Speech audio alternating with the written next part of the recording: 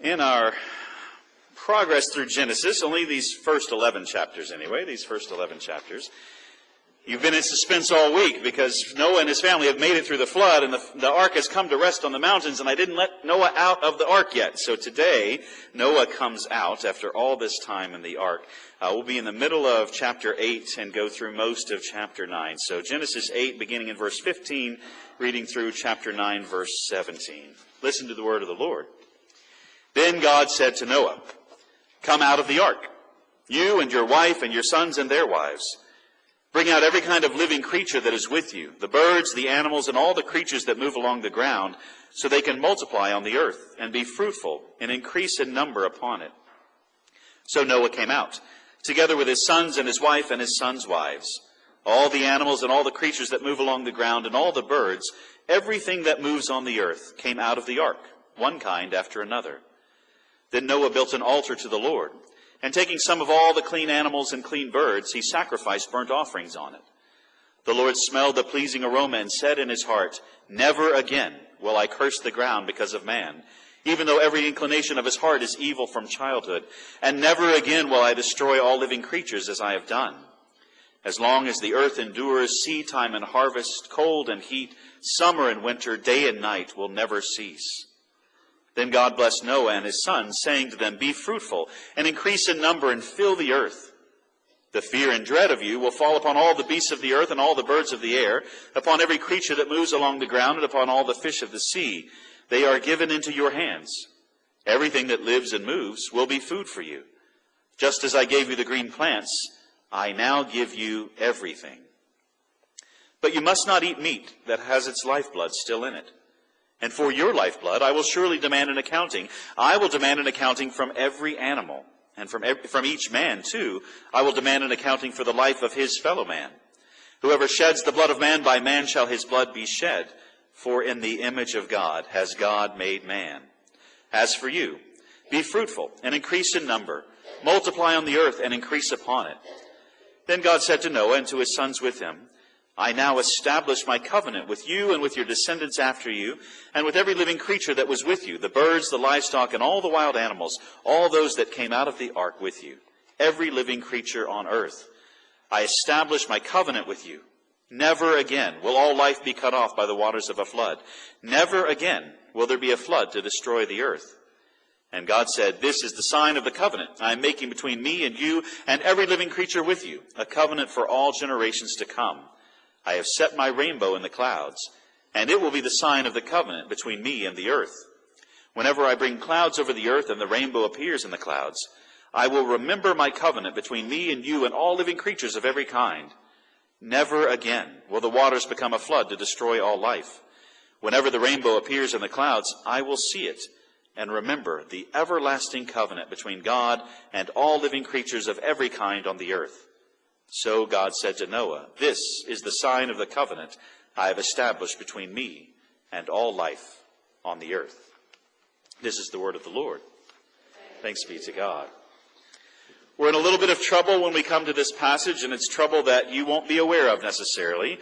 And part of it comes because, as is often the case, the Bible was written an awfully long time ago and to a different people than we are today. But that's not really the source of our trouble. The source of our trouble really has more to do with who we are today. And here is why.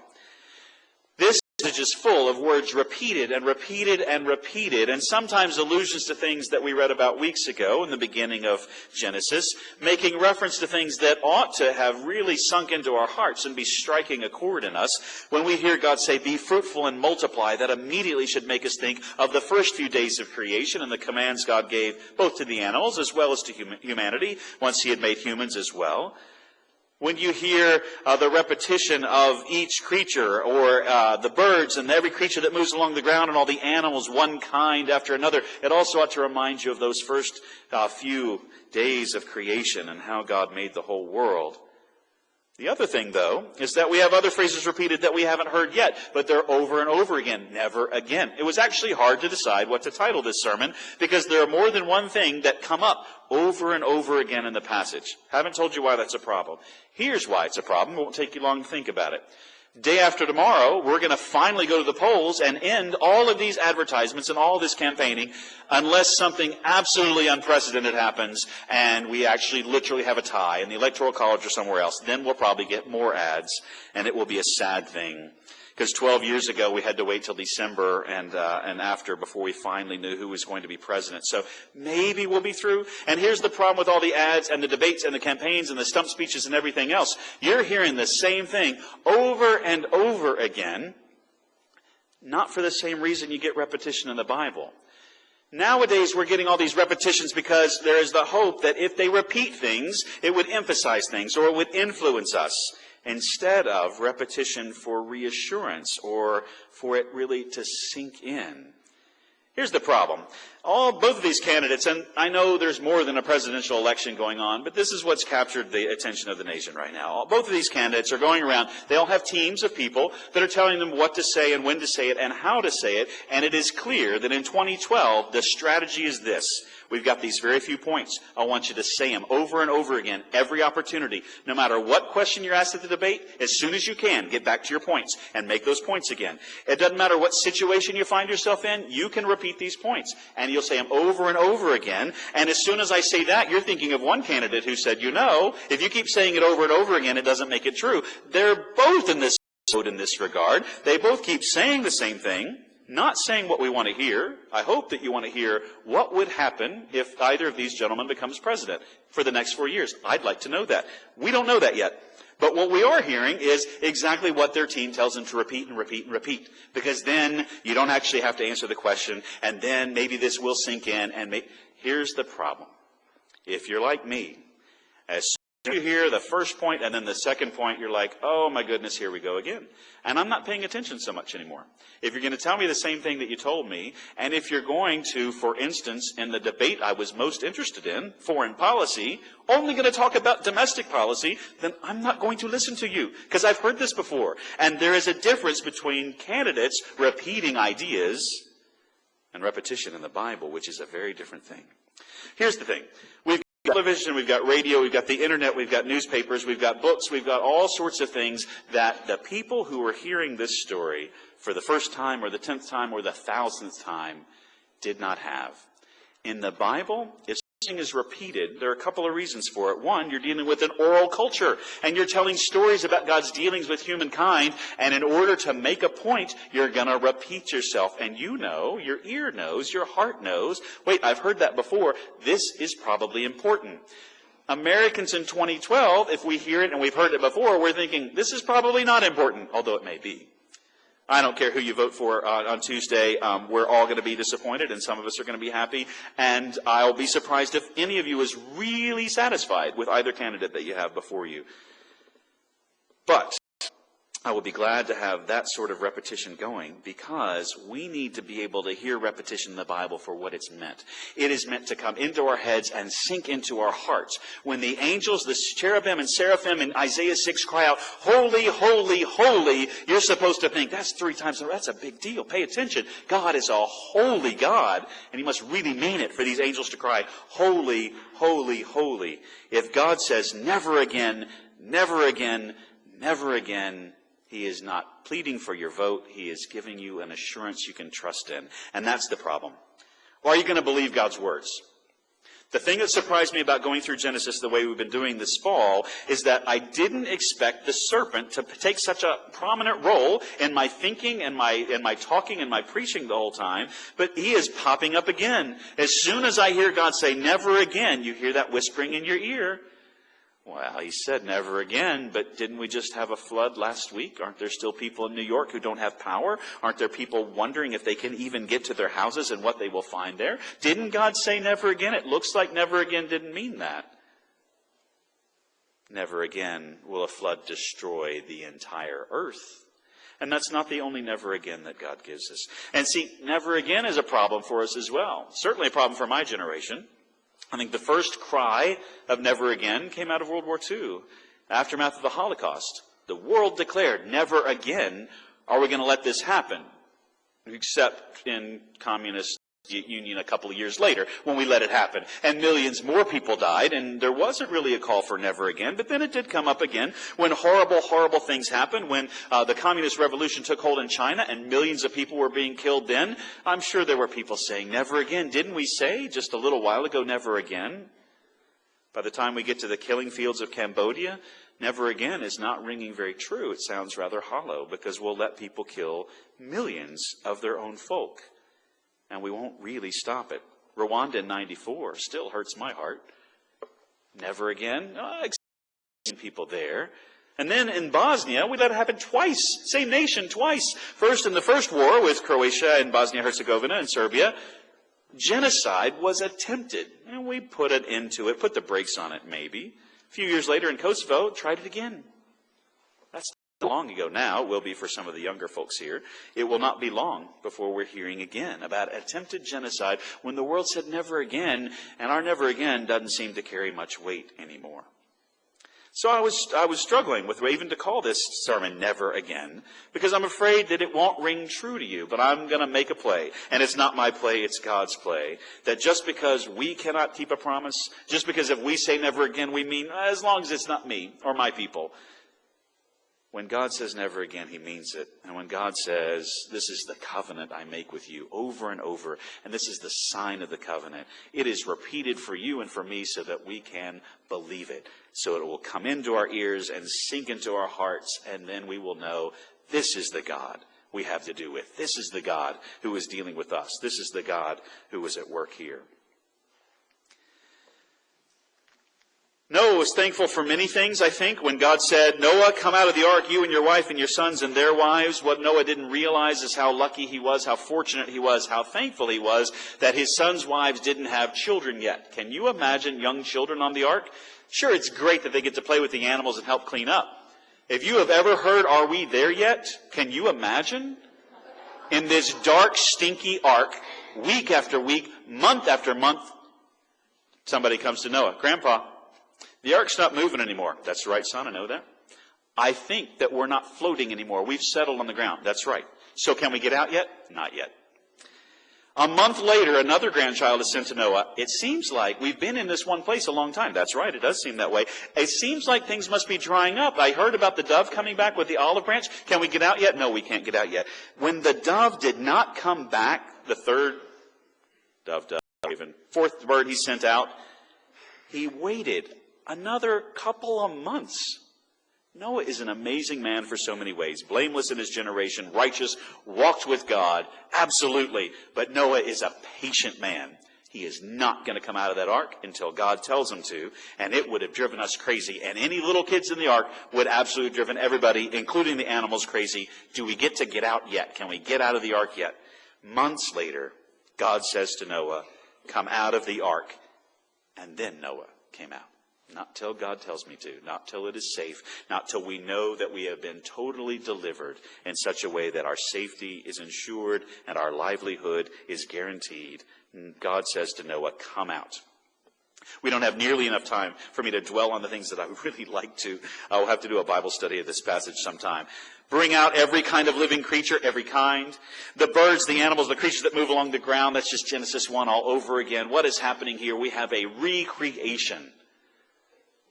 God is starting new, and Noah is a lot like Adam, and Noah hears a lot of the same commands and promises and blessings that Adam got to hear. And all that went wrong in the world, starting with Adam and Eve, okay, not all. Much of what has been destroyed by Adam and Eve and Cain and Lamech and everybody else's sin is being redeemed.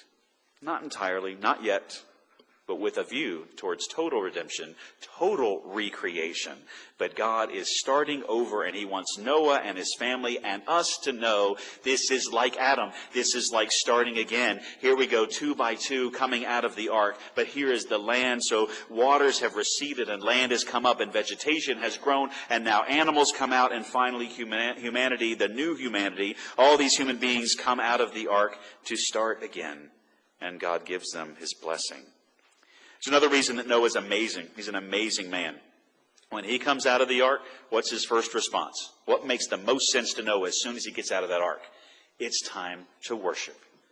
It's time to thank God. Noah built an altar to the Lord, and taking some of all the clean animals and clean birds, because he had extras. The unclean animals, 2, male and female, so they can reproduce. The clean animals, you're going to need 7. So you got 3 pairs, so they can reproduce. That'll leave you with 1 extra. I'm very sorry about the extra one, but your poor purpose is worship, sacrifice. He takes some of the clean animals, some of the clean birds, because he had them, because God commanded them to have extra, and he sacrificed burnt offerings on this altar. And God says for the first time, never again. Never again will I curse the ground, the curse that Adam heard. Never again will I curse the ground because of man, even though every inclination of his heart is evil from childhood. Noah, blameless, righteous in his generation. Noah is not without sin, as we'll see next week. Noah barely makes it out of the ark. He's not out of the ark very long before we find out he, like us, is fallen and frail and sinful and makes terrible mistakes, as do his sons, some of them anyway. Never again will I curse the ground because of man, even though every inclination of his heart is evil from childhood. Never again will I destroy all living creatures as I have done. Judgment will come again on this earth one day, and it will not come in this form. And never again will I do it this way, because through Noah and through his line and down through the line, finally to Abraham, Isaac, and Jacob, and down through his line, through King David and Solomon, down through their line, finally to Mary and Joseph, will come the sacrifice, will come the true Adam, the true child of God, who will keep us from having to go through any sort of judgment like that. Never again will I destroy all living creatures. This is a great assurance. As long as the earth endures, seedtime and harvest, cold and heat, summer and winter, day and night will never cease. The promise of God. There will one day be new heavens and a new earth, but until then, all these things, the cycle of the seasons will keep going. It will all keep going under God's providential hand. And God blessed Noah and his sons, and he said, be fruitful and increase in number, just like he told the animals in the first creation, just like he was telling Noah that these animals also will multiply and be fruitful and increase in number. Now also to the human beings, be fruitful, increase in number, and fill the earth, because we're starting again. Have been saved, plucked out of death, sure death, certain death, as happened to everyone around you. You now receive the blessing of God and be fruitful and increase in number and fill the earth. And then he talks about how things have changed, and a lot has changed since they've gone through this flood experience. The animals that came willingly to Noah by God's command are now going to run from Noah. Certainly the wild animals, but even the ones that he's going to try to tend the flocks, they are not going to do what he wants them to do more often than not. The fear and dread of you will fall upon everything. The beasts of the field, the birds of the air, the creatures that move along the ground, the fish in the sea. That means everything. So though God is starting over, we see that we are not back in Eden. God wants to bring us back to Eden, back to paradise, and one day will. Read the end of Revelation if you want to see that. Until that time, we see that the world is still not working right.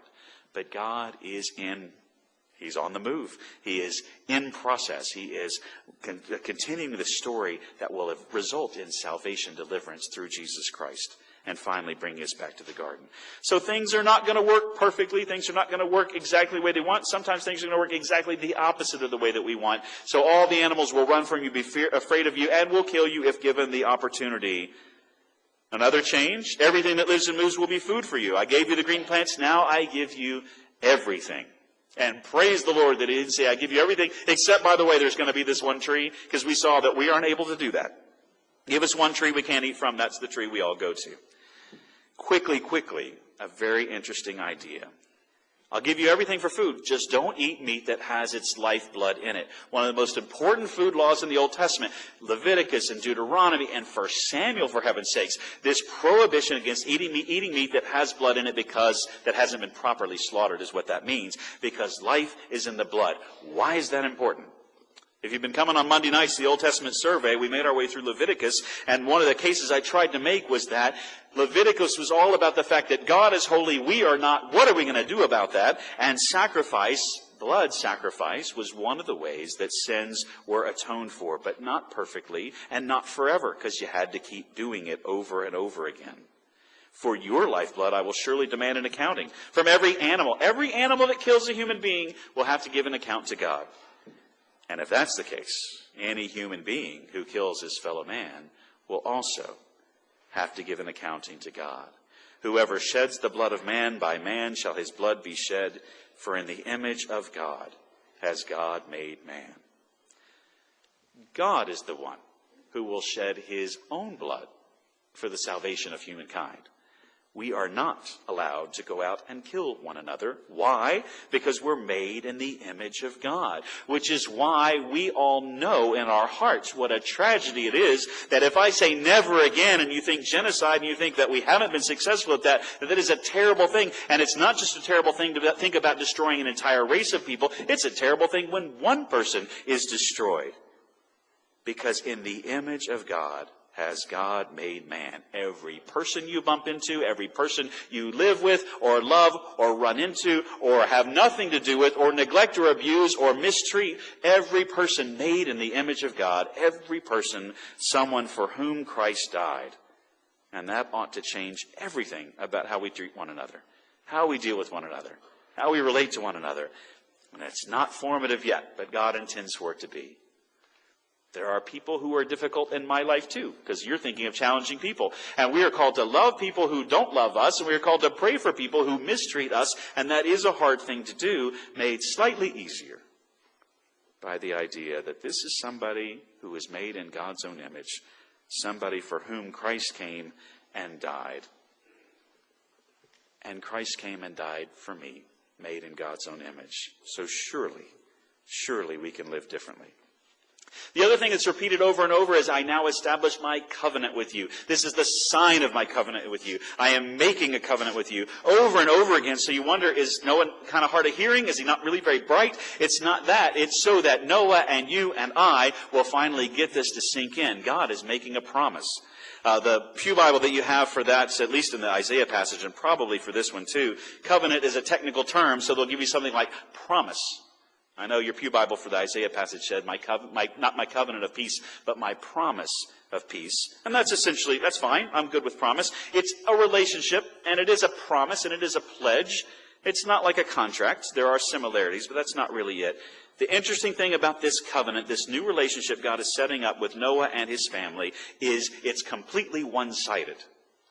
I am making my covenant with you and your family and all living creatures, by the way, everything on the face of the earth. And you don't have to do anything. God's going to do all. And the primary thing about the covenant is, I am never going to destroy all of you again with a flood. Never again going to do that. I'm going to do something different this time. I establish my covenant with you. Never again will all life be cut off by the waters of a flood. Never again will be a flood to destroy the earth, in case you didn't catch it the first time. He'll repeat it for us. The sign of the covenant is the rainbow. I've set my rainbow in the clouds. It will be the sign of the covenant between me and the earth, all the world. And I will remember it. God doesn't forget, but we need to think about things like remembering covenant. So God speaks in a language that we would understand. God says, whenever the rainbow appears in the clouds, I will see it and remember the everlasting covenant between God and all living creatures of every kind on the earth. Again, doesn't mean that when the rainbow's not there, God's thinking about something else. It is, even though it says that God will see it, that's not at all what I said in the children's lesson, right? When we see it, we remember. God doesn't forget. Occasionally the rainbow will show up so that we will know God's still at work. God is still protecting. God is still loving. God is still caring. Great, except a huge storm blew in just a little while ago. You may have heard about it. It may have been everything on the news. Here is a good piece of good news. For most of us, we were able to watch the news. I was telling my family, who were slightly anxious for a long time, that it looked like the center of the storm was going to come right over us. I actually, even at one point on the NOAA site, checked their coordinates, latitude, longitude, and checked ours, and it was frighteningly similar. The storm was headed right for us. We knew it wasn't going to be as horrific here as other places. But let's do away with the serpent's whispering. Didn't God say never again would he do that? Didn't a lot of people die in this flood? Aren't there a lot of people out of power? Has God forgotten his promise to protect the earth? And not at all. If we learned anything from these past few weeks in Genesis, I hope we've learned this, that sin has made the whole world go off kilter. It is not working the way it's supposed to work, and there are going to be dramatic consequences of sin entering into the world, from eating the forbidden fruit, and from everything that followed from it. Let us